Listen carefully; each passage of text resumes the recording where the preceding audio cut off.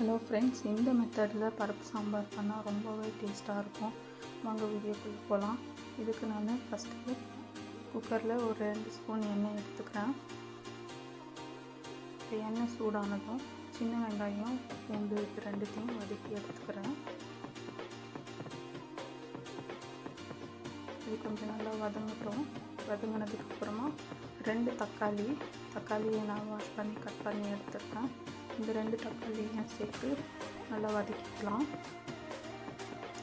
இது ரெண்டுமே வதங்கினதுக்கப்புறமா பார்த்திங்கன்னா சாம்பாருக்கு தேவையான மிளகாத்தூள், உப்பு, அதுக்கப்புறமா சாம்பார் பவுடர், கொஞ்சம் மஞ்சள்தூள், புளி நான் ஒரே ஒரு கொட்டை புளி எடுத்துருக்கேன். ரொம்ப சின்ன சைஸ் புளி எடுத்துருக்கேன். இது எல்லாத்தையும் இந்த வெங்காயம் தக்காளியோடு சேர்த்து அதையும் சேர்த்து நம்ம நல்லா வதக்கி எடுத்துக்கலாம். நல்லா அந்த பச்சை வாசனை போகிற வரைக்குமே இந்த எண்ணெயில் ஃபுல்லாக நல்லா வதக்கிக்கலாம். வதக்கிட்டு இப்போ நான் இந்த பருப்பு வேகிறதுக்கான அளவு 1.5 கிளாஸ் தண்ணி நான் சேர்த்துக்கிறேன். தண்ணி சேர்த்துட்டு இந்த தண்ணி சூடானதும் பருப்பு ஒரு சின்ன கப்பில் நான் வாஷ் பண்ணி அதையும் சேர்த்துட்டு நல்லா மிக்ஸ் பண்ணிக்கிறேன்.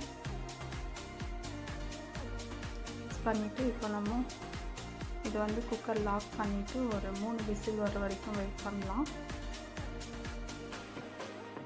ஃப்ரெண்ட்ஸ், இப்போ 3 விசில் வந்துடுச்சு. இது ஓப்பன் பண்ணி பார்க்கலாம். இந்த மாதிரி நல்லா வெந்து வந்திருக்கு. இதை நான் மத்து வச்சு நான் க்ளீனாக நல்லா கடைஞ்சி எடுத்துக்கிறேன். கடைஞ்சிட்டு இப்போ அந்த கடைஞ்ச பருப்பை தாளிப்பு கொடுத்துக்கலாம்.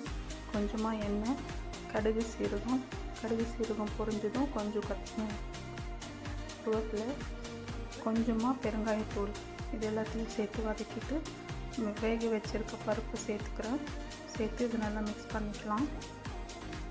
இந்த மெத்தடில் சாம்பார் பண்ணும்போது ரொம்ப டேஸ்ட்டாக இருக்கும் ஃப்ரெண்ட்ஸ். இப்போ நான் கொஞ்சோண்டு கட் பண்ணி வச்சுருக்க கொத்தமல்லி இலையை தூவிட்டு உப்பு செக் பண்ணிக்கலாம். உப்பு செக் பண்ணிவிட்டு சாம்பார் முடிஞ்சது ஃப்ரெண்ட்ஸ். இவ்வளோதான். இந்த மெத்தடில் சாம்பார் பண்ணால் உண்மையிலேயே ரொம்ப டேஸ்டியாக இருக்குது. நீங்களும் உங்களுக்கு இந்த வீடியோ பிடிச்சிருந்தா லைக் பண்ணுங்கள், ஷேர் பண்ணுங்கள், சப்ஸ்கிரைப் பண்ணுங்கள்.